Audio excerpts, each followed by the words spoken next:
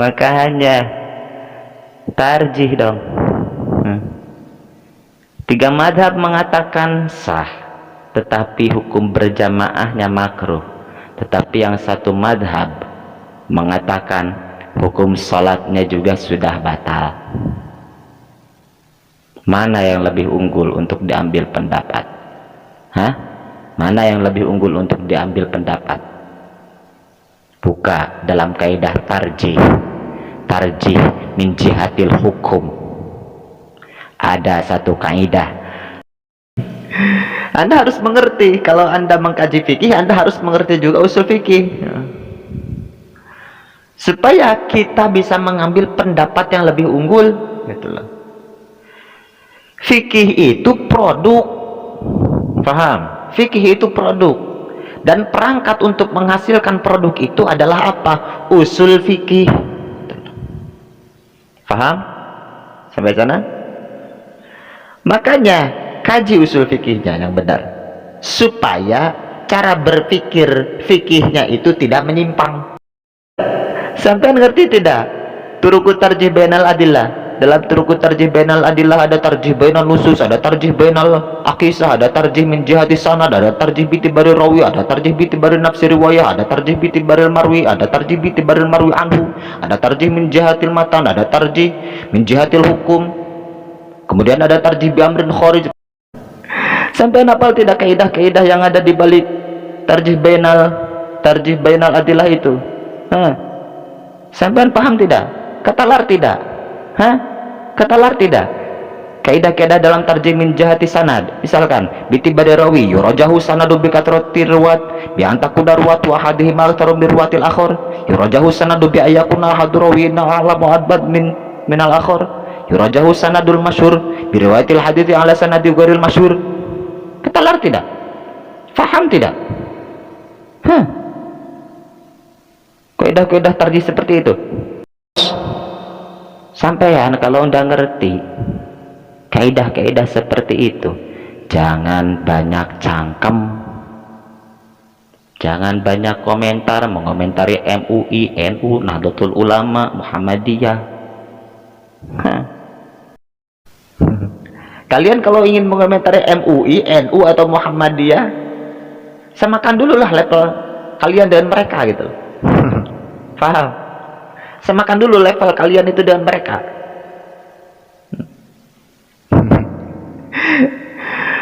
Sekarang itu banyak orang-orang bodoh, orang-orang yang gak ngerti usul fikih, mengomentari ulama-ulama yang ngerti usul fikih. Sekarang itu banyak orang-orang bodoh yang gak pernah baca kitab, mengomentari orang-orang yang setiap harinya terus-terusan baca kitab.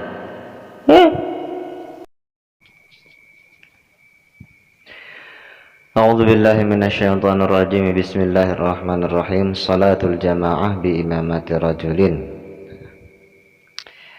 Sekarang kita akan membahas tentang hukum salat berjamaah dengan imamnya itu adalah laki-laki. Di sini dalam bab ini ada beberapa perinciannya.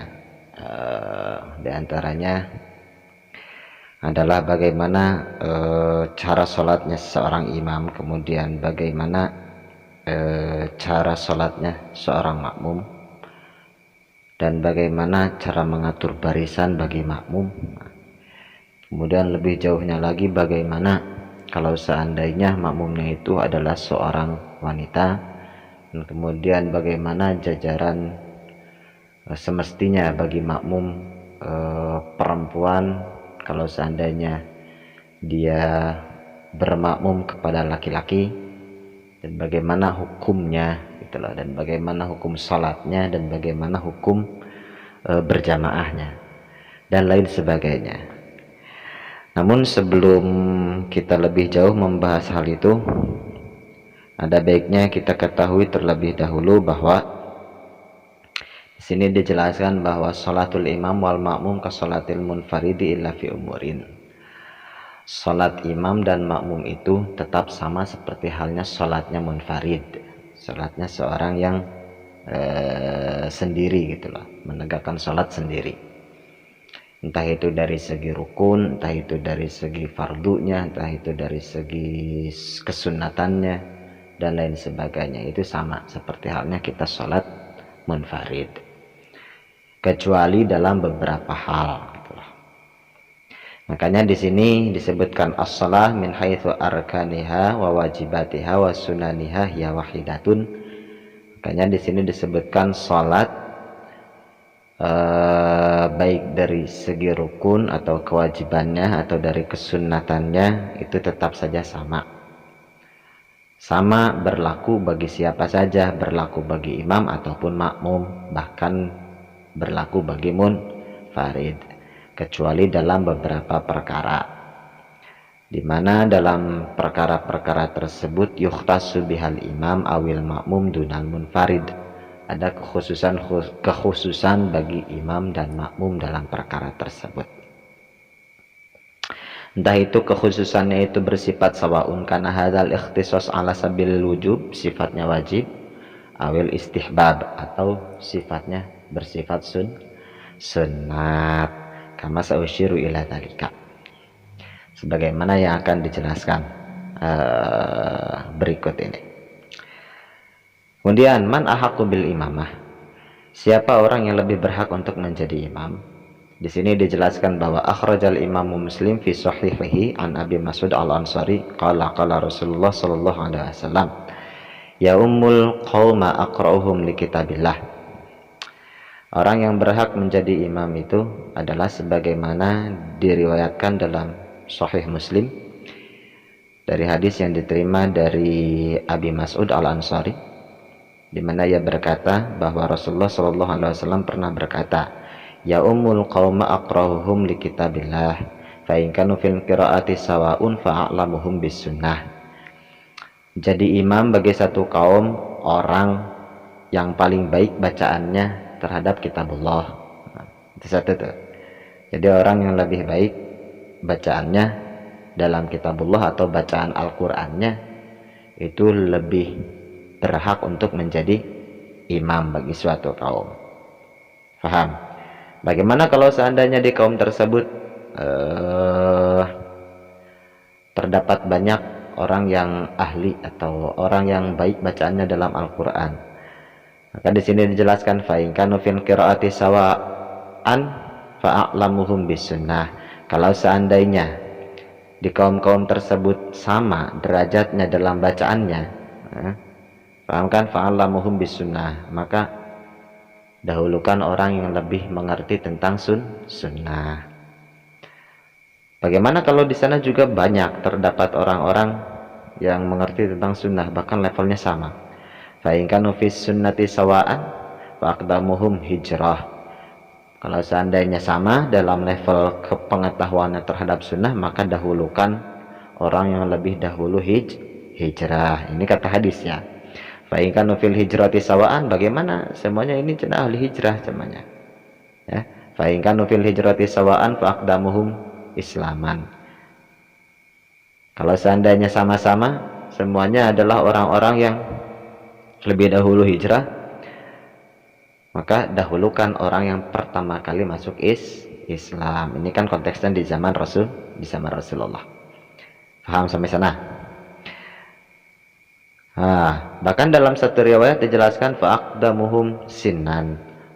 Bahkan di sebagian riwayat disebutkan dahulukan orang yang lebih tua. Paham sampai sana? Dan dalam riwayat lain juga disebutkan bahwa tidak boleh menjadi imam seseorang lelaki di kekuasaan lelaki lain. Itu menurut redaksi hadis yang diriwayatkan oleh Imam Muslim dalam kitab sahihnya. Kemudian masalah berikutnya, salatul jamaah fil masajidil ammah. Hukum salat berjamaah di masjid secara umum atau di masjid umum ya. Wal aslu anna shalah bi jama'atin tuqamu fil masajidil ammah. Salat berjamaah itu hukum asalnya itu seharusnya ditegakkan di masjid secara umum, di masjid umum.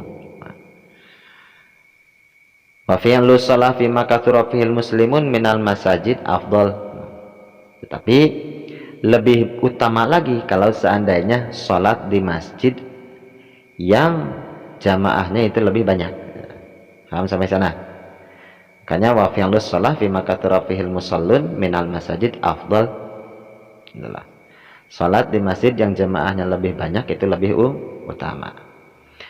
Kenapa lebih utama? Karena liqaulin Nabi sallallahu alaihi wasallam, sebab ada hadis Nabi Muhammad sallallahu alaihi wasallam yang berbunyi salatul rajul ma'ar rajul azka min salatihi wahdah. Salatnya seorang lelaki bersama seorang lelaki, jadi makmumnya satu orang nih, azka min salatihi wahdah, itu lebih baik daripada salat sendirian. Wa salatuhu ma'ar rajulaini azka min salatihi ma'ar rajuli. Sedangkan salatnya seorang lelaki bersama dua orang lelaki, jadi makmumnya dua orang, itu azka lebih baik daripada min salatihi minar rajul, daripada salat tersebut berjamaah dengan satu makmum atau satu orang lelaki yang menjadi makmum.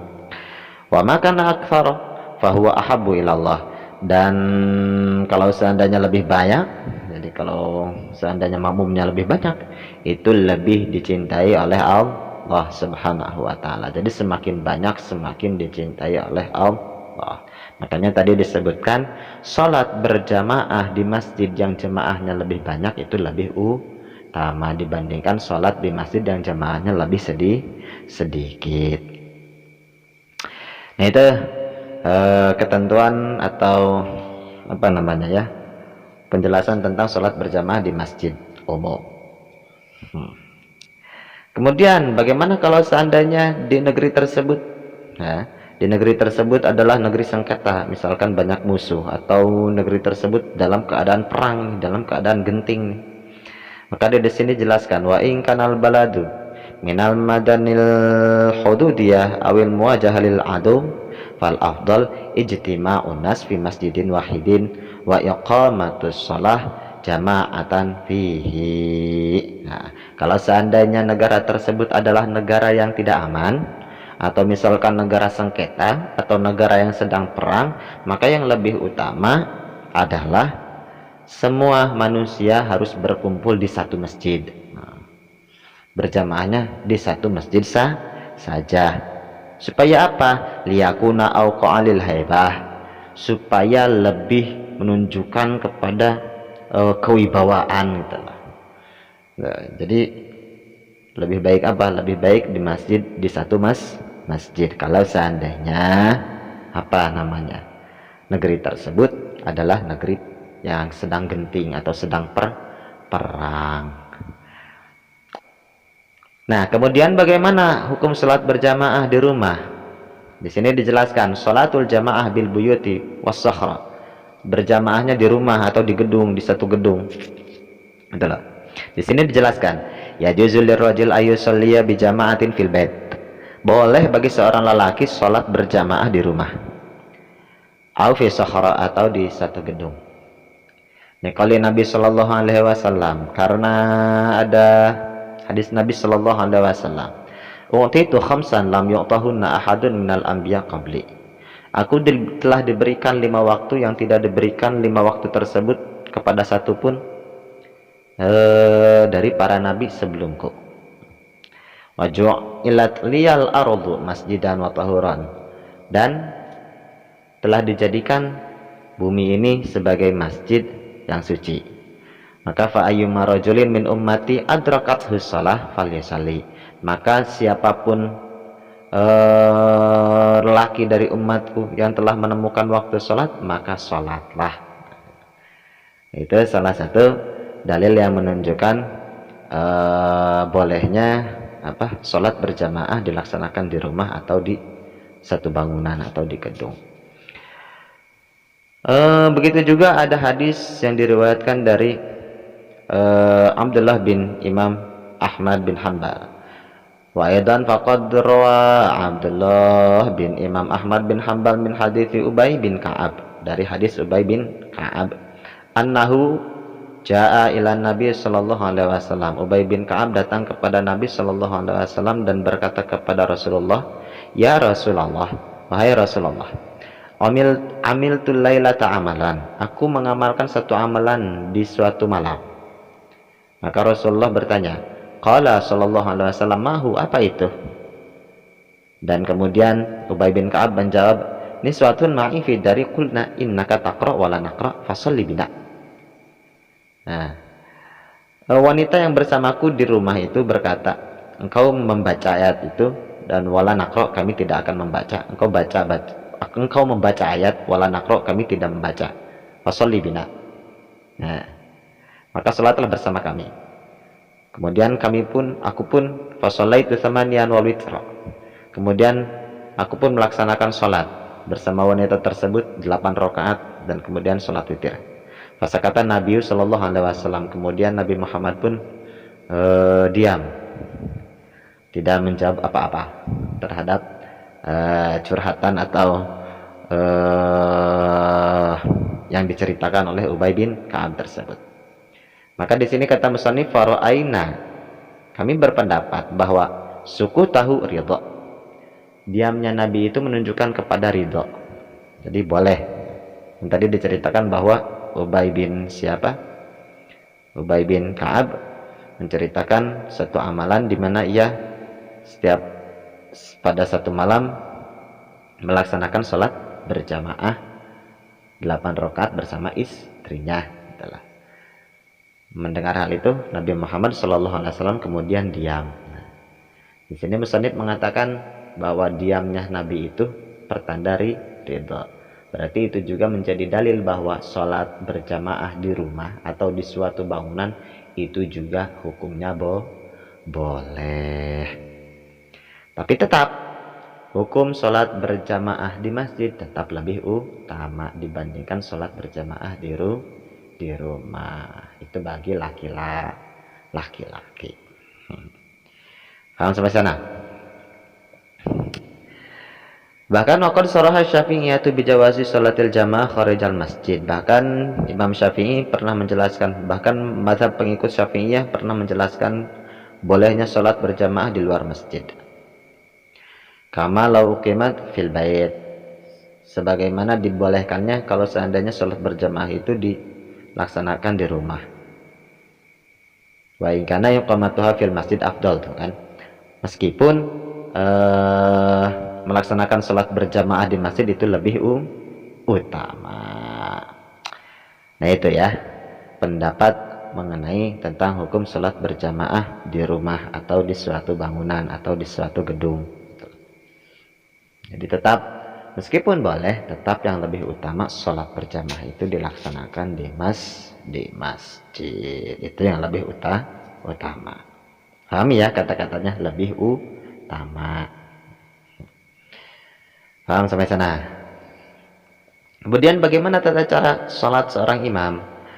Di sini disebutkan kaifiyatus sholatil imam, tata cara sholatnya seorang imam. Yustahabu lil imam ayakum ila shalah inda qalil muadzin qad qamatis shalah. Disunatkan bagi seorang imam untuk berdiri, ya, untuk menunaikan sholat ketika seorang muadzin mengatakan qad qamatis shalah. Langsung berdiri ketika muadzin mengatakan qad qamatis shalah, si imam itu. Wa yadkhulu fi shalah ba'dal firag, baru memulai salat tersebut setelah si muadzin selesai mengumandangkan iqamah. Min ba'dal firag binal iqamah, setelah selesai mengumandangkan iqamah. Setelah itu wa yaqifu muqabalata wasdi shaffil musallin, setelah itu sang imam berbalik menghadap para makmum. Paham? Menghadap makmum, dan posisi si imamnya juga di tengah-tengah para makmum itu, gitulah. Maksudnya di paling depan tapi posisinya tengah gitulah. Paham kan? Jadi jangan terlalu ke sebelah kanan atau terlalu ke sebelah kiri, tengah-tengah. Kenapa harus tengah-tengah? Karena ada hadis tadi, wasyatul imam wasaddidul khilal. Imam itu harus ada di tengah. Dan satu lagi wasaddidul khilal, penuhi sela-sela. Kalau ada yang kosong harus dipenuhi. Paham sampai sana? Jadi jangan neko-neko ya. Oh ini cenah tafassahu fil majalis. Oh salah ayatnya itu. Tafassahu fil majalis itu bukan untuk sholat, maaf. Jadi jangan neko masih pakai cara pandemi. Oh, padahal sudah tidak pandemi, masih di jarak 1 meter. Oh, itu sudah gimana itu ceritanya ya. Paham paham paham. Pakai dalil tafassahu fil majalis, salah dalilnya. Itu dalil bukan untuk sholat. Itu kan di ayatnya kan jelas tentang majelis ilmu. Di ayat selanjutnya kan jelas dijelaskan bahwa itu tafassahu fil majalis itu fil majalisil ilmi, maaf. Ini kritik nih buat apa tuh pesantren yang ada di Jawa Barat tuh, yang kemarin viral tuh. Hah? Pesantren apa tuh? Ajitun, Ajitun. Itu kritik buat mereka. Pahami, itu bukan ayat untuk berjamaah tafassahu fil majalis itu. Macam-macam aja ya orang. Nah ini dalil untuk berjamaah itu ini, wasitul imam wasadidul khilal, penuhi sela-sela, jangan sampai ada yang kosong kalau berjamaah itu. Nah itu tata cara salat seorang imam. Kemudian sekarang bagaimana sufuful makmumin khalfal imam, bagaimana aturan jajaran. Nah ini yang lebih yang lebih urgen ya untuk saat ini ya, untuk dijelaskan saat ini adalah bagaimana pengaturan makmum yang ada di belakang imam. Paham? Ini yang lebih urgen nih, sebab kemarin kan viral kan. Ada satu pesantren ya yang tadi disebutkan ya, pesantrennya namanya ya. Yang tadi disebutkan berjamaahnya itu beda nih sama orang lain nih. Beda sama yang lain. Tiba-tiba ada makmum wanita di tengah-tengah soft laki-laki, wanitanya juga sendiri lagi. Itu gimana? Nah, di sini dijelaskan secara lengkap di sini nih. Bahkan bukan hanya tentang makmum secara keseluruhan, tetapi bagaimana cara menetapnya wanita saat mereka bermakmum gitu loh. Diperinci lagi bagaimana kalau seandainya makmumnya itu wanitanya itu 1 orang. Diperinci lagi. Kemudian kalau seandainya wanita itu bagaimana hukumnya kalau wanita itu yang menjadi makmumnya itu dua orang, terus diperinci. Di sini ada penjelasannya banyak. Kita ke yang umum dulu lah. Sufuful makmumin khalfal imam. Nah, bagaimana pengaturan jajaran atau soft bagi makmum yang ada di belakang imam. As-sunnah, sunnahnya itu adalah ayat taqaddama fi shafil awal khalfal imam ulul fadli wasinni. Lebih baik di belakang imam itu, paling belakang imam, maksudnya yang ada di belakang imam atau jajaran pertama itu adalah orang-orang ulul fadli, orang-orang yang memiliki keutamaan, dan wasinni, dan lebih tua. Paham? Itu di jajaran pertama, tokoh-tokoh misalkan atau ulama-ulama, sebaiknya di jajaran pertama. Makanya di sini dijelaskan, qala Imam Ahmad mengatakan ya lil imam asyuyukh wa ahlul Quran. Harus ada di dekat imam itu orang-orang yang lebih tua dan para ahli-ahli Al-Quran. Supaya apa? Supaya nantinya kalau seandainya si imam batal, yang di jajaran pertama itu bisa mengganti posisi si imam itu. Paham sampai sana? Makanya didahulukan orang yang lebih memiliki keutamaan dan orang yang lebih tua. Terutama orang yang memiliki keutamaan itu adalah orang yang ahli Quran. Paham? Itu yang ada di jajaran pertama tuh. Wa yu'akharu sibyanul gilman. Anak-anak kecil harus ada di jajaran terakhir. Paham? Itu kesunnatannya. Sunnahnya seperti itu. Bahkan di sini disebutkan fala yakununa fi shafil awal, jangan sampai anak-anak kecil itu berada di shaf awal. Lima rawa Abu Mas'ud Al-Ansari, karena ada riwayat Abu Mas'ud Al-Ansari yang mengatakan bahwa kana Rasulullah sallallahu alaihi wasallam liyaqul, Rasulullah sallallahu alaihi wasallam telah berkata, liyalani minkum ulul ahlam wan nuha, sebaiknya harus mendekati denganku dari antara kalian itu adalah orang-orang para lelaki dewasa dan orang-orang yang telah balik dan berakal. Paham sampai sana? Lelaki-lelaki dewasa yang balik dan berakal. Tsumalladzina yalunahum, kemudian orang-orang yang mengikutinya. Nah itu, paham sampai sana? Itu dalil kenapa yang harus apa? Yang harus diketahui tentang siapa nih yang berhak berada di jajaran pertama, itu kesunahannya ya, seperti itu. Kemudian nah ini bahasan yang apa namanya, yang akan kita bahas lebih penting. Nah, kemudian bagaimana, di mana lebih bagusnya atau di mana tempat diamnya wanita atau tempat softnya wanita jika mereka bermakmum kepada laki-laki, ya, di mana wanita harus berdiam atau di mana wanita harus menetap saat sholat berjamaah di masjid bersama laki-laki.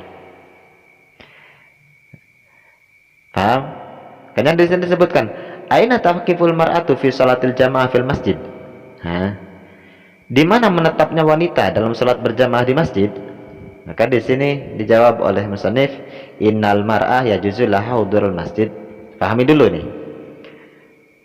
Hukum asal berjamaah bagi wanita kemarin kan sudah disebutkan, tidak ada satupun dari 4 madhab ini yang mengatakan bahwa hukum sholat berjamaah bagi para wanita ini di masjid ya bersama laki-laki itu hukumnya sunnah, tidak ada satupun. Paling banter levelnya itu sampai ke mubah. Dan sebab alasannya juga jelas. Sebab kalau seandainya wanita-wanita keluar ke masjid itu dikhawatirkan timbul fitnah.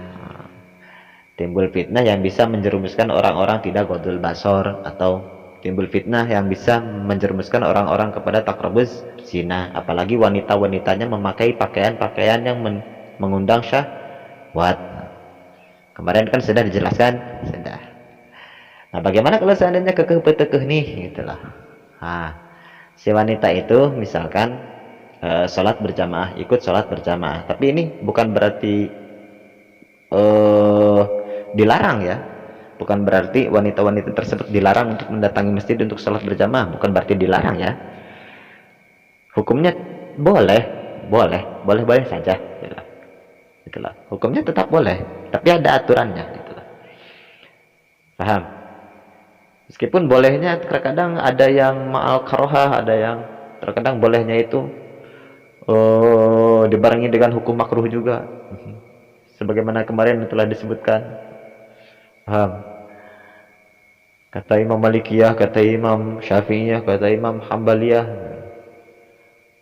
Apalagi kalau melihat pendapat Abu Hanifah atau mazhab Hanafiyah yang mengatakan tidak boleh para wanita itu datang ke masjid untuk sholat berjamaah.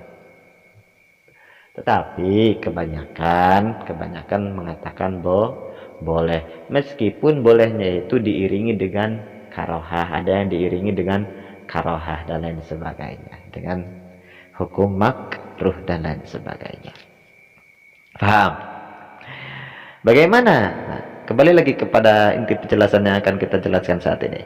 Bagaimana tempat diamnya wanita? Di mana tempat diamnya wanita dalam sholat berjamaah di masjid? Di sini dijelaskan bahwa wanita, hukum menghadiri sholat berjamaah di masjid bagi wanita itu hukumnya boleh untuk sholat apa? Sholat fardu atau litusholliya sholatal maktubah. Kemudian fa'ina yakunu makanuha binisbah lil iman wa binisbah lil mu'tamin ya bay. Fa'ina yakunu makanuha binisbah lil iman wa binisbah lil mu'tamin nabi. Lalu bagaimana? Di mana tempatnya? Tempat seharusnya bagi wanita yang ikut berjamaah di masjid. Maka jawaban akan hal tersebut, wal jawab ala zalika annallaha fi zalika halatun yang bagi mura'atuha liyakuna mauqifuha fi salatil jamaah mauqifan sahihan.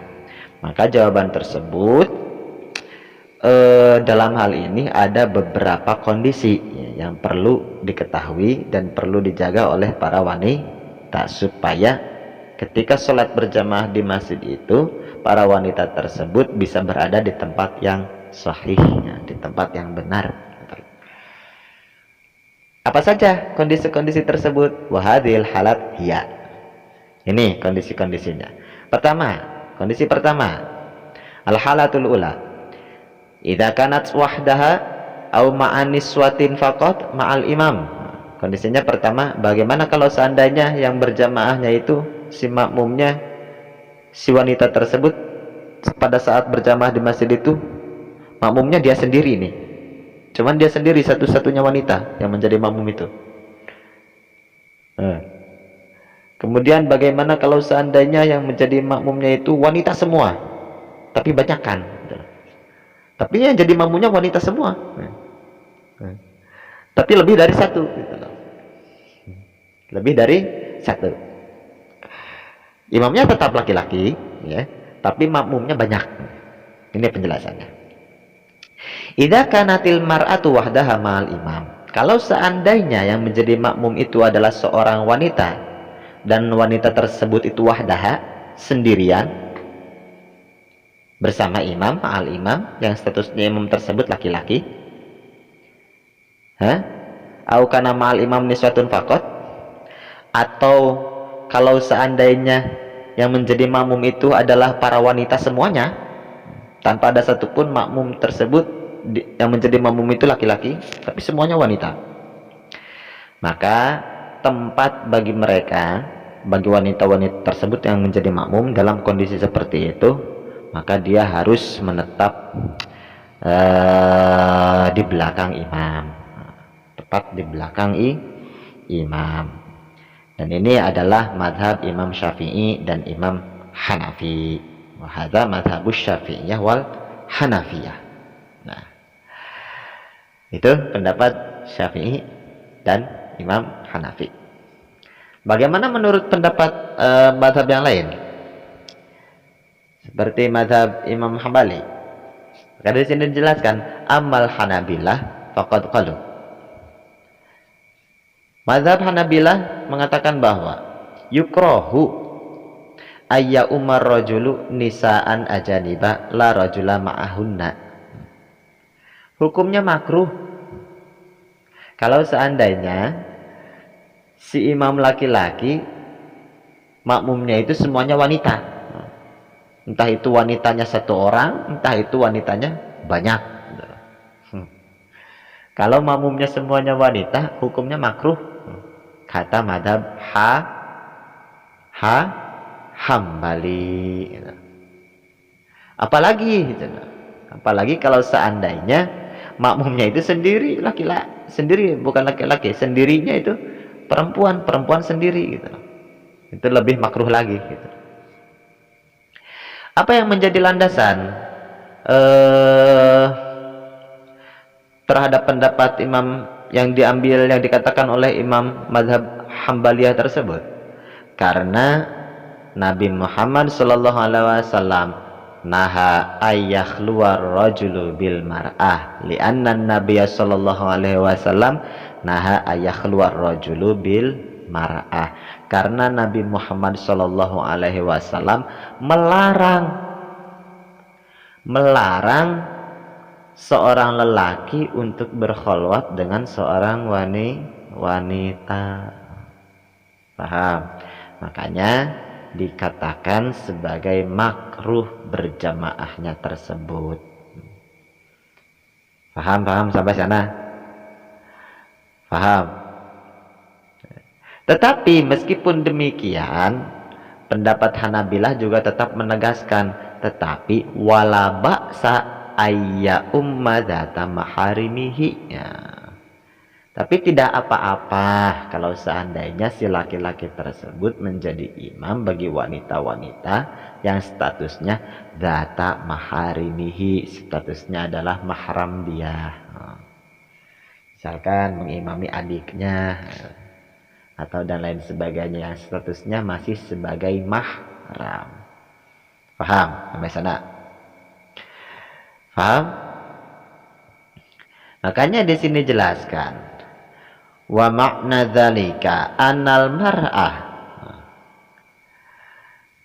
sesungguhnya manusia, sesungguhnya wanita, maaf bukan manusia, annal mar'ah, sesungguhnya wanita ini tamat birajulin, kalau seandainya ia bermakmum kepada imam seorang lelaki, kepada imam yang jenis kelaminnya itu adalah lelaki, maka fa innaha taqifu khalfah, maka ia harus berada di belakang lelaki tersebut. Nah, paham? Kemudian amati mamur rajulillaha fala karahata fi in kanat min zawati maharimihi. Ya.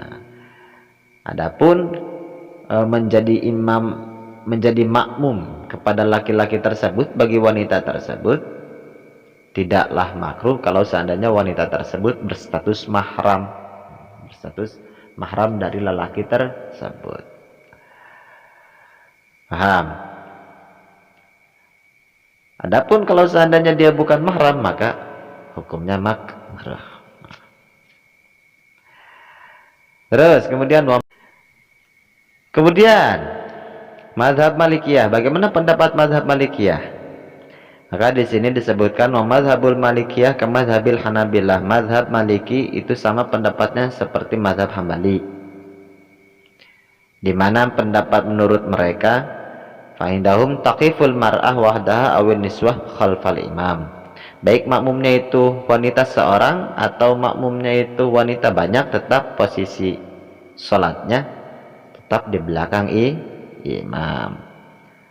Tetapi meski demikian, Imam Maliki mengatakan sholat berjamaahnya tersebut hukumnya makruh kalau seandainya wanita-wanita yang menjadi makmum itu adalah ajnabiyat. Gitu ya. Karena di sini disebutkan wa yukrahu lirrajul aya ummal ajnabiyat wahdahunna. Itulah. Kalau seandainya makmumnya itu semuanya wanita, banyakkan nih wanitanya dan semuanya wanita, tidak ada satu orang pun laki-laki, maka hukumnya makruh bagi seorang lelaki menjadi imam bagi mereka. Faham? Bagaimana kalau seandainya makmumnya yang jadi makmumnya itu, ini wanitanya yang jadi makmumnya ya, yang jadi makmumnya itu wanita seorang gitu loh wanitanya gitu loh. Maka kata Imam Malikiyah wal karoha fil wahidah asyad, itu lebih makruh lagi. Dalilnya sama sebagaimana yang tadi dijelaskan oleh siapa mazhab Hanabilah, sebab Nabi Muhammad Shallallahu Alaihi Wasallam melarang kepada laki-laki untuk berkhalwat dengan wanitanya itu berstatus sebagai ajnabi atau ajnabiyah, berstatus sebagai ajnabi atau bukan mahram. Paham sampai sana? Nah, itu pendapat empat mazhab mengenai posisi berjamaah kalau seandainya si makmumnya itu adalah semuanya wanita atau wanita satu orang. Paham sampai sana? Ketangkep gak intinya yang disampaikan oleh keempat mazhab ini? Ketangkep kan? Boleh sih boleh. Boleh sih boleh, tetapi hukumnya makruh. Paham sampai sana? Tetap posisinya di belakang imam. Nah, itu pendapat empat mazhab tentang kalau seandainya posisi kondisinya adalah yang menjadi makmum itu semuanya wanita atau wanita satu orang. Bagaimana kalau seandainya posisi makmumnya itu adalah ada laki-laki juga, yang menjadi makmumnya itu bukan hanya wanita tetapi juga laki-laki. Maka dari sini disebutkan, idza kana ma'al imam imra'atun wahidatun aw aktar wa rajulun wahidun fa innar rajul yaqifu ila yaminil imam wa taqiful mar'ah awin niswah khalfahuma. Paham sampai sana? Kalau seandainya makmumnya itu ada laki-laki dan ada wanita, pertama, kalau seandainya nih ya, bersama imam tersebut itu laki-lakinya satu orang, kemudian imamnya laki-lakinya satu orang, kemudian wanitanya satu orang yang menjadi makmumnya nih ya. Jadi posisinya satu imam dua makmum. Nah, satu imam dua makmum. Tapi yang dua makmum yang menjadi makmum ini satu orangnya laki-laki, satu orangnya perempuan. Bagaimana posisinya kalau seperti itu? Maka innar rajul yaqifu ila yaminil imam. Pertama, si laki-laki itu harus menetap di sebelah kanan imam. Paham? Jadi si laki-laki posisinya di kanan. Kemudian wa taqiful mar'atu awin niswatu khalfahuma. Si makmum wanitanya bagaimana posisinya? Taqiful mar'ah awin niswah khalfahuma. Si wanita yang satu orang itu harus berada di belakang mereka berdua. Maksudnya di belakang yang jadi imam dan yang jadi makmum laki-laki. Paham? Jadi jangan berada di sebelah kirinya, tetapi harus di belakang keduanya. Paham? Nah itu. Bagaimana cara kalau seandainya posisinya adalah yang menjadi makmum itu dua laki-laki dan satu wanita. Bagaimana posisinya kalau keadaannya seperti itu? Wa idza kana mal imam rajulani wa mur'atun, ya, waqafa rajulani khalfal imam wa waqafatil mar'atu khalfahuma. Paham? Kalau seandainya posisinya makmumnya itu adalah dua laki-laki dan satu orang perempuan, maka ketentuannya yang dua orang laki-laki ini posisinya berada di belakang imam. Paham? Kemudian si wanita berada di belakang kedua laki-laki yang menjadi makmum tersebut. Paham? Jadi jangan sampai sejajar. Paham kan? Paham? Nah. Kenapa demikian? Karena ada satu riwayat dari Imam Al-Bukhari rahimahullah yang diterima dari Anas bin Malik radhiyallahu anhu, di mana dalam hadis tersebut dijelaskan, shallaitu, kata siapa ini? Kata Anas bin Malik mengatakan bahwa shallaitu ana wa yatim fi baitina khalfan nabi wa ummu Sulaim khalfana. Aku pernah melaksanakan sholat bersama yatim di rumahku, dan posisinya aku di belakang Nabi. Nabi menjadi imam pada saat itu ya, menjadi imam bagi Anas bin Malik dan yatim di rumahnya ya. Kemudian di sana juga ikut berjamaah Ummi, ibunya Anas bin Malik, yakni Ummu Sulaim. Dan posisinya ibu dari Anas bin Malik itu berada di belakang Anas bin Malik dan yatim. Itu makanya ketentuannya, kalau seandainya si makmumnya itu laki-laki berdua, kemudian wanita satu orang, maka posisinya yang laki-laki berada di belakang imam, si wanita berada di belakang makmum laki-laki tersebut. Itu kondisi kedua. Kemudian al-halatu tsalitsah, kondisi ketiga. Bagaimana kalau seandainya ma'al imam itu yang menjadi makmum dari imam tersebut itu adalah laki-laki banyak. Laki-laki banyak nih, laki-lakinya banyak. Kemudian wanitanya juga banyak. Bagaimana posisinya? Maka di sini jelaskan, ayakuna ma'al imam rijalun wa nisaun wa ghairuhum. Kalau seandainya posisinya laki-lakinya banyak, wanitanya juga banyak, dan lainnya, ada anak kecil juga di sana, maka ketentuannya posisi softnya adalah idza jatama'a rijal wan nisa wasibyan wal khonati wasibyan fa inna tartiba wuqufihim yakunu kama ja'a fil bada'il lil kasani, sebagaimana dijelaskan dalam kitab Al-Bada'i karangan Imam Al-Kasani, dijelaskan bahwa walau ijtama'a rijal wan nisa wasibyan wal khunati wasibyatil wasibyan faradu ayyastafu lil jamaah fa innahu yaqumur rijal soffan mimma yalil imam thumma sibyan ba'dahum thumma al khunati thumma al inas ayn nisa'il baghliyah thumma sibyat. Jadi posisinya kalau seandainya laki-lakinya banyak, kemudian makmum perempuannya juga banyak, kemudian ada juga anak-anak di sana, bahkan ada khunsa di sana. Nah, maka posisinya adalah si jamaah laki-laki dewasa berada di belakang imam. Paham? Ya. Innahu yakumur rijal sofan mimma yalil imam. Nah, jadi sof pertama itu rijal, laki-laki dewasa. Kemudian sibyan, laki-laki atau anak-anak kecil dari golongan laki-laki.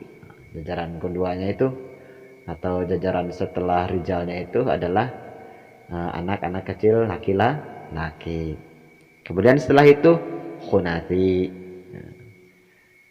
para khunsa kalau ada khunsa ya. Nah, setelah jajaran anak-anak kecil dari laki-laki itu baru khunsa. Itu pun kalau ada khunsanya ya. Kemudian setelah itu di belakang khunsa baru wanita dewasa. Kemudian di belakang wanita dewasa, wanita kecil. Nah, itu urutannya. Paham sampai sana? Dan kalau dalam kondisinya adalah jamaahnya itu banyak, laki-lakinya banyak, wanitanya juga banyak, kemudian ada anak-anak juga, gitulah. Dan kemudian bahkan ada khunsa juga. Tapi itu kalau ada ya khunsanya ya. Paham sampai sana? Nah, itu pendapat siapa? Itu pendapat Imam Kasani. Kemudian wa mithluhu indal Hanabilah, begitu juga menurut pendapat mazhab Hanabilah.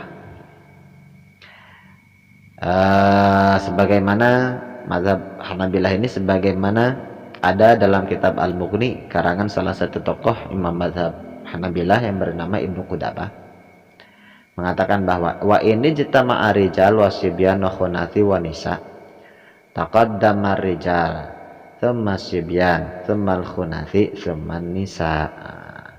Kalau seandainya berjamaah, laki-laki banyak, kemudian anak laki-laki banyak, kemudian para khunsanya juga banyak, kemudian wanita-wanitanya banyak, maka harus berada di jajaran pertama itu adalah laki-laki dewasa.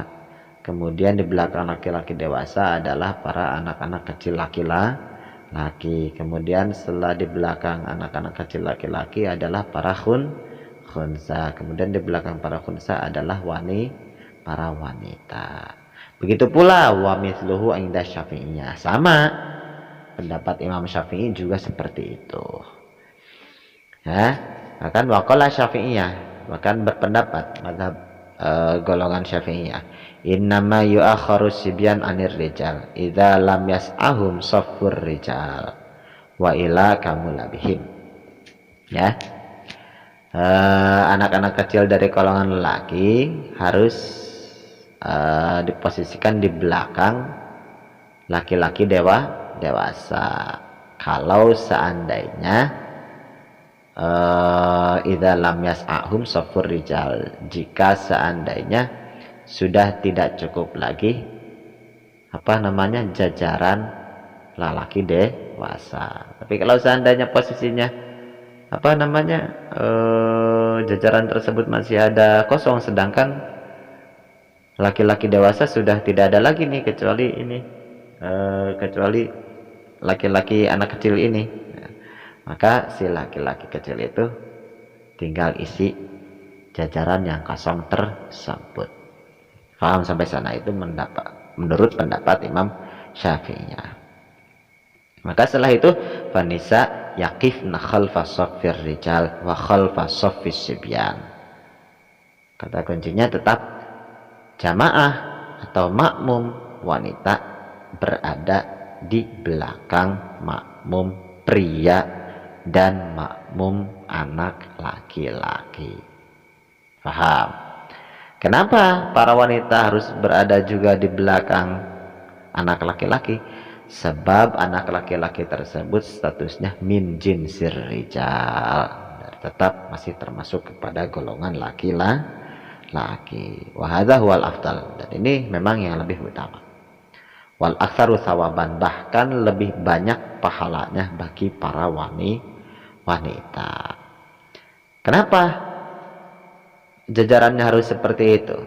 Sebab faqad jaa fil hadis sahih, sebab ada dalam hadis sahih yang diriwayatkan oleh alladzi rawahul Imam Muslim, yang diriwayatkan oleh Imam Muslim, yang diterima dari Nabi Muhammad sallallahu alaihi wasallam. Nabi Muhammad bersabda bahwa khairu sufufir rijal awaluha wa syarruha akhiruha wa khairu sufufin nisa'i akhiruha wa syarruha awaluha. Soft terbaik bagi lelaki itu adalah paling awal soft tersebut, sedangkan soft terburuknya bagi mereka adalah akhir soft tersebut. Sedangkan soft terbaik bagi wanita itu adalah akhir, yang paling terakhir dari soft tersebut.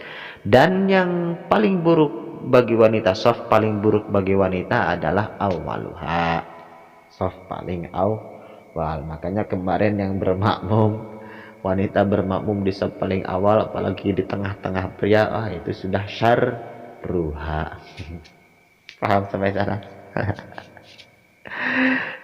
Bahkan itu bisa termasuk kepada makruh, sebagaimana disebutkan dalam pendapat-pendapat sebelumnya. Terus wa yaqulul Imam Nawawi fi syarhihi li hadzal hadis syarif. Bahkan Imam Nawawi menjelaskan tentang hadis ini. Amma sufufur rijal fahiya ala umumiha fa khairuha awaluha abadan. Maksudnya adalah soft terbaik bagi laki-laki secara umum adalah awaluha, paling awal soft tersebut. Sedangkan soft terburuk bagi para lelaki atau pria adalah akhiruha. Amma sufufun nisa fal murad bil hadis sufufun nisa lawati sholina ma'ar rijal. Adapun yang dimaksud sufufun nisa, jajaran bagi para wanita, yang dimaksud dalam hadis ini adalah soft para wanita jika sholat bersama makmum para laki-laki. Maka kata Imam Nawawi, idza shallaina mutamayyizatin la ma'ar rijalin, jika seandainya mereka sholat terpisah tidak bersama laki-laki, maka fahunna fi hadzal halah karijal, maka mereka dalam kondisi seperti ini posisinya seperti halnya siapa? Seperti halnya lelaki. Jadi khairu sufufihinna au waluha. Jadi berlaku kalau seandainya ini sholat berjamaahnya terpisah, cewek semua, gitulah maksudnya. Paham? Ya. Kalau yang jadi makmumnya itu cewek semuanya wanita, tidak ada laki-laki di sana, maka khairus sufuf tersebut tetap menjadi awaluha. Maka yang terbaiknya itu adalah awal soft tersebut. Bedakan ya. Jadi kalau seandainya berjamaahnya bersama laki-laki, maka soft terbaik wanita itu di belakang. Tapi kalau seandainya sholat berjamaahnya itu wanita semua, maka bagi wanita tersebut soft terbaiknya itu adalah di awaluha, di paling depan. Wal murad bisyarri sufuf. Adapun yang dimaksud dengan syarri sufuf jajaran paling buruk dalam hadis ini firrijal bagi lelaki, wanita dan bagi wanita, maksudnya apa? Aqalluha sawaban, kata Imam Nawawi. Maksud dikatakan paling buruk itu adalah maksudnya paling sedikit pahalanya, wa fadlan dan keutamaannya. Itu penjelasan Syekh Imam An-Nawawi. Paham? Bagaimana yang dimaksud dengan khairus sufuf?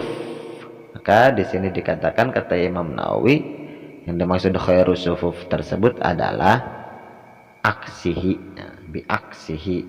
Berarti kalau tadi syarrus sufuf dikatakan aqalluha thawaban, berarti wa khairus sufuf itu dikatakan sebagai aktsaruha thawaban. Maksudnya adalah sop terbaik itu adalah yang paling banyak pahalanya, gitu.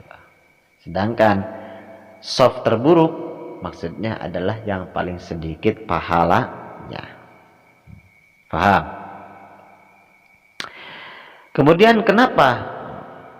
Ada pesan apa nih dibalik harus ini penjelasan Imam Nawawi ya. Ada pesan apa nih dibalik harus menetapnya makmum wanita di belakang laki-laki? Nah, di sini dijelaskan, wa inna ma fadlu akhiri sufufun nisa'il hadrah ma'ar rijal li bu'dihinna min mukhalatatir rijal. Kenapa harus dipisah, laki-laki di depan, wanita di belakang? Karena supaya untuk menjauhkan mereka dari terjadinya ikhtilat, dari terjadinya percampuran antara laki-laki dan wanita, gitu. Paham? Makanya harus dipahami terlebih dahulu maksudnya seperti apa, gitu. Dijelaskan sama Imam Nawawi. Jadi jangan kekeh petekeh ya.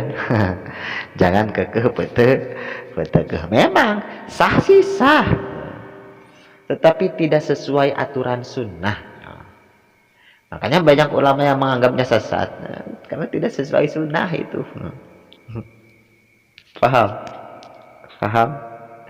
Memang sah itu sah, berjamaah seperti itu, laki-laki bercampur dengan wanita, tetapi tidak sesuai sunnah, tidak sesuai anjuran yang tertera dalam sunnah atau hadis Nabi Muhammad sallallahu alaihi wasallam.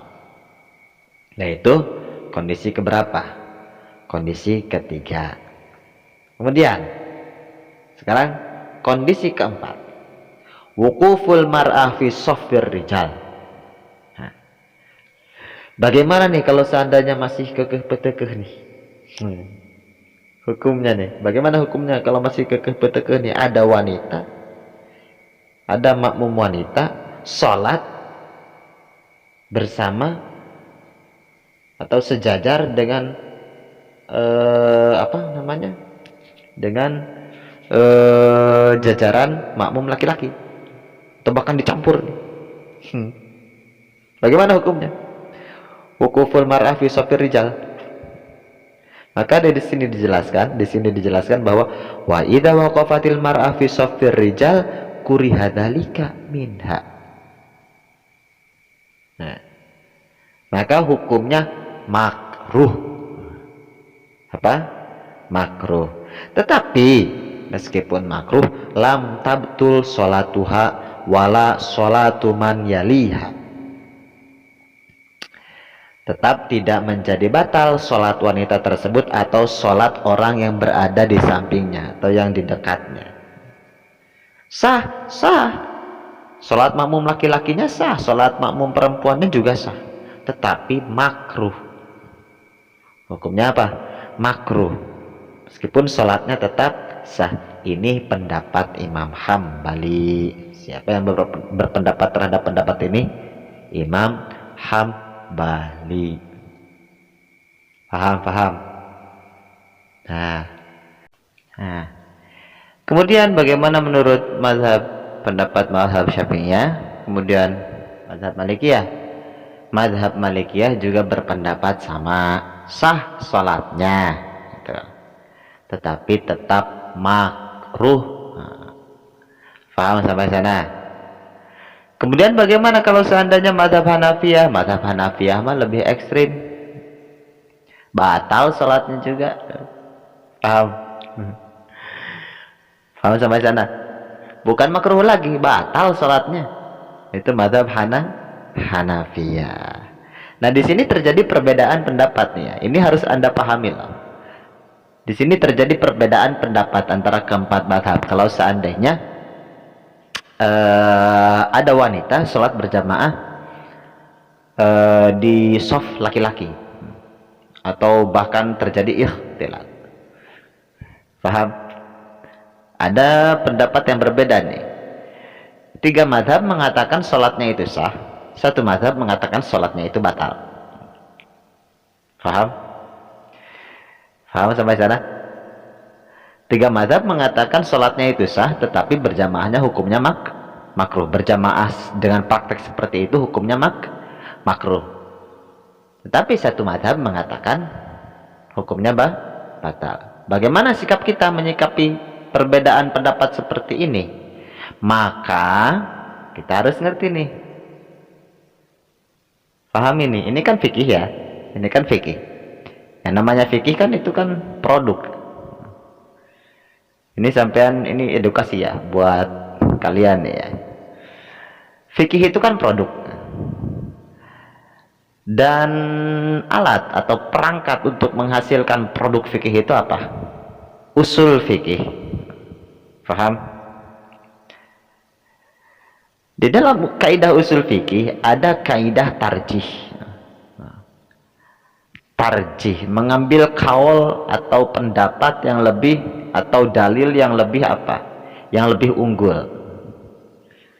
Dalam kaidah usul fikih kan ada istilah tarjih bainal adillah gitu kan. Ada istilah bagaimana cara mengambil pendapat yang lebih unggul. Ini harus dipahami nih, supaya cara berpikirnya itu tidak sesat, cara berpikir fikihnya itu tidak menyimpang gitu loh. Paham? Supaya cara berpikir fikihnya tidak menyimpang, tidak menyimpang seperti Az-Zaitun gitu loh. Itu saya yakin itu orang-orang yang di Az-Zaitun tidak mengerti usul fikih, makanya apa namanya, cara berpikir fikihnya itu menyimpang gitu loh. Mereka gak ngerti masalah tarjih acan itu. Saya yakin akan hal itu. Paham sampai sana? Anda harus mengerti, kalau Anda mengkaji fikih, Anda harus mengerti juga usul fikih, supaya kita bisa mengambil pendapat yang lebih unggul gitu loh. Fikih itu produk. Paham? Fikih itu produk, dan perangkat untuk menghasilkan produk itu adalah apa? Usul fikih. Paham? Sampai sana? Makanya kaji usul fikihnya yang benar, supaya cara berpikir fikihnya itu tidak menyimpang. Paham? Ya? Sampean ngerti tidak masalah turukut tarjih bainal adillah? Hah? Paham tidak? Hah? Tidak paham? Oh, berarti jangan banyak komentar ya kalau tidak paham tentang turukut tarjih bainal adillah ya. Anda itu kalau tidak mengerti turukut tarjih bainal adillah, jangan sok-sokan mengomentari MUI, mengomentari NU, mengomentari Muhammadiyah dan mengatakan mereka sesat. Anda siapa gitu loh. Mereka itu adalah orang-orang yang berada di MUI, NU, Muhammadiyah. Mereka itu ulama yang mengerti tentang cara mengistinbat hukum dalam hukum fikih itu. Kalian kalau ingin mengomentari MUI, NU atau Muhammadiyah, samakan dulu lah level kalian dengan mereka gitu. Paham? Samakan dulu level kalian itu dengan mereka.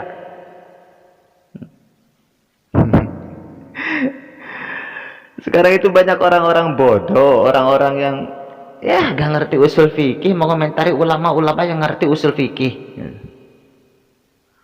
Ya. Sekarang itu banyak orang-orang bodoh yang gak pernah baca kitab, mengomentari orang-orang yang setiap harinya terus-terusan baca kitab. Sampean dikasih kitab gundul aja langsung gemeteran kan mengomentari ulama-ulama yang sudah setiap hari itu ngagugulung kitab, istilahnya kalau dalam istilah Sunda itu, yang setiap hari bergelut dengan kitab ya. Sampean itu ya, orang-orang bodoh itu banyak lah, banyak orang-orang bodoh yang tak mengerti usul fikih mengomentari ulama-ulama yang sangat mengerti usul fikih. Lah itu piye ceritanya gitu loh. Paham tidak? Sampai ngerti tidak? Turuku tarjih bainal adillah. Dalam turuku tarjih bainal adillah ada tarjih bainal nusus, ada tarjih bainal akisah, ada tarjih min jihati sanad, ada tarjih bitibari rawi, ada tarjih bitibari nafsi riwayah, ada tarjih bitibari marwi, ada tarjih bitibari marwi anhu, ada tarjih min jihatil matan, ada tarjih min jihatil hukum. Kemudian ada tarjih bi amrin kharij, kemudian ada tarjih min jihatil asal, kemudian ada tarjih min jihatil far'i, kemudian ada tarjih bihasabil illah, kemudian ada tarjih bihasabil amrin kharij atau min jihati amrin kharij. Kalian ketalar tidak kaidah-kaidah seperti itu? Hah? Kalau kalian nggak hafal-hafal acan kaidah-kaidah seperti itu, jangan banyak komentar mengomentari MUI, NU, Muhammadiyah dan mengatakan mereka sesat. Faham sampai sana? Dan mati-matian membela Panji Gumilang, salah Anda.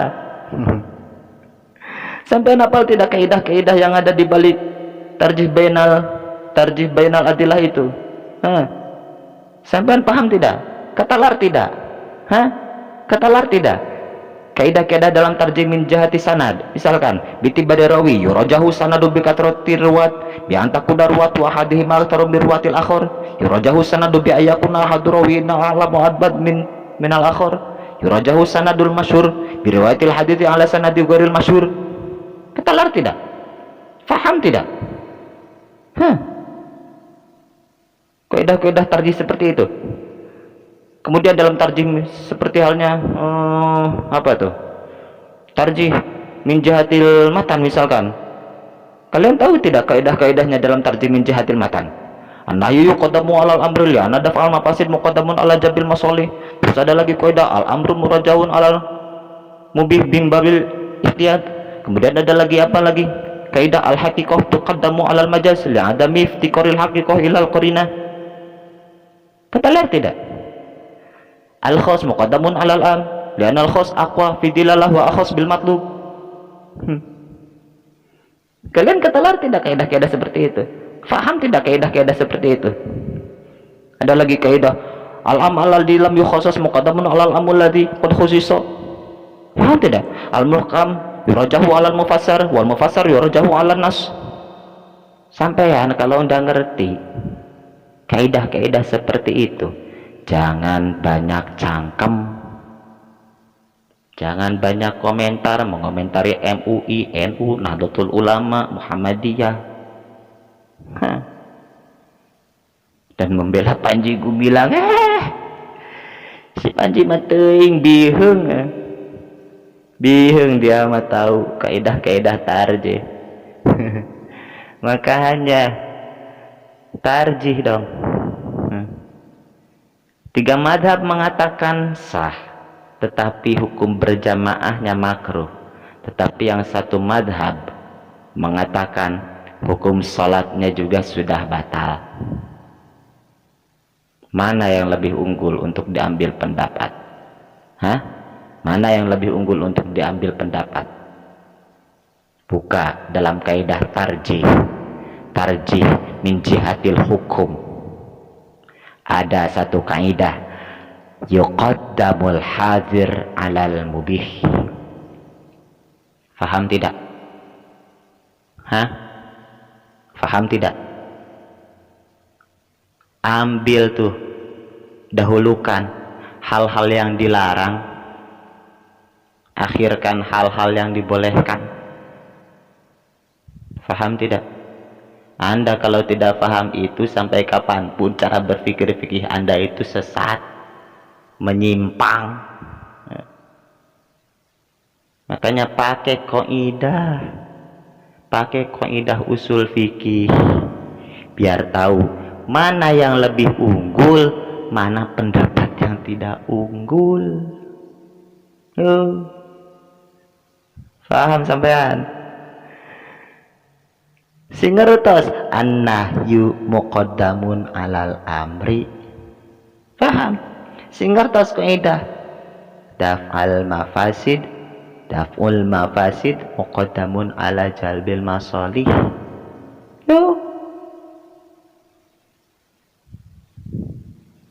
Saya yakin orang-orang Az-Zaitun tidak mengkaji ini. Makanya tetap terus-menerus mempertahankan pendapat mereka dan mengatakan MUI sesat. Apa itu? Orang-orang MUI itu paham, bahkan orang-orang NU itu paham, dan orang-orang Muhammadiyah itu paham. Level keilmuan mereka itu lebih tinggi dari level keilmuan Panji Gumilang. Paham? Makanya ya, sampean sekali lagi kalau tidak paham tentang kaidah tarjih acan, jangan banyak berkomentar. Paham?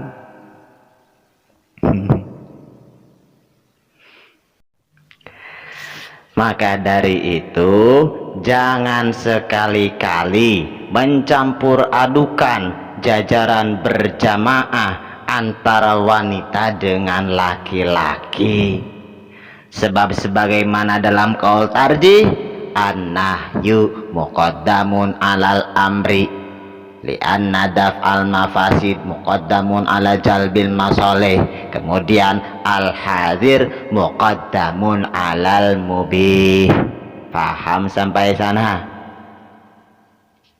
Makanya jangan neko-neko lagi kayak Az-Zaitun.